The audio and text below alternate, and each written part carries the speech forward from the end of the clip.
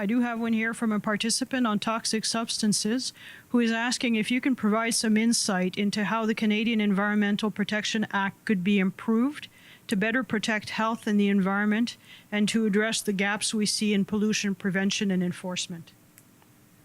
Well, that's a big question. Yeah. So it's not usually our job to provide policy advice. That's something that parliamentarians do. What we can do is tell you how well the policies that they establish are implemented. So we don't usually comment on, as auditors, because we're in the Office of the Auditor General of Canada, and so our tool that we use is the audit tool. And that means that we're not providing policy advice, we're providing advice on whether or not their actions are actually achieving their policy objectives. So what we can say is that in our audit, we looked at a couple of things. We looked at, and Francis can talk a little bit more in detail, but we looked at some of for example, one of the things that we looked at that we had in a previous audit was the issue of the regulations and the language in the regulations. So do you want to talk a little bit about that? Yeah, it's we followed up on certain recommendations that we made in our audit in 2011 on SEPA enforcement. So we found three main areas where the department made slow progress on our recommendation. The first was the fact that there were enforceability issues on 17 regulations that affected the enforcement of these regulations. So the department had identified some weaknesses in regulations, like the vague language or testing methods. So the department did not put forward solutions to address these issues. We also found weakness also on the information on regulators for the enforcement officer. So the enforcement officer had also trouble to get access to the businesses that are regulated for regulators. And finally, we found that there were no time frames on follow-up for violators. So the department has to address these issues to better enforce the SEPA Act. Right, and we made recommendations for each of those situations. So if that may be considered an improvement to the Act, it's really it's an improvement to the implementation of the Act. Yeah. Thank you. Going back to marine mammals, we have one of our listeners is asking whether in the course of your audit you saw that there was any research being done on the point of no return for these protected species. For example, when a population becomes too small to support itself because the genetic pool is limited or there are limited mating opportunities.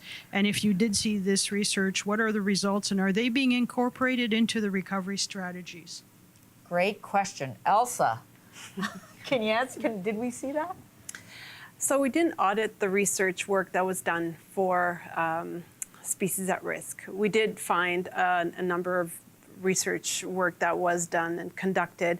A lot of that work is available publicly on CSAS, which is the Canadian scientific website, so you can access all of the research. How and whether or not the decisions are made to put them in the action plans is not something we looked at. So what's in the action plans or the recovery strategies are what the department has felt has been the best approach to recover the species that are listed.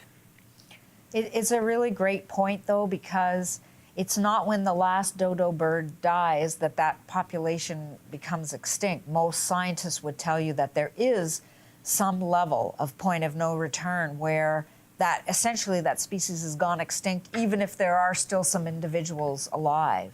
And so I think it's a really good question, and it is something that the government probably should be looking at, and it's probably a scientific issue, but that's not what we did in our audit. I just think it's a great point, and it's something we all need to be worried about because, you know, there's 74 southern resident killer whales left, and do we know whether or not that's already hit the point of no return or not? That's a scientific question. It's not a question for auditors, but it's a great question.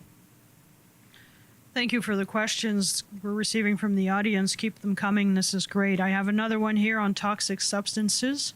Do you agree that data on the usage of herbicides and insecticides would be important for the federal government to collect? And which department would you suggest be mandated to collect this type of data? Okay, now you're going way back into my C drive. We did an audit on the pesticide issue.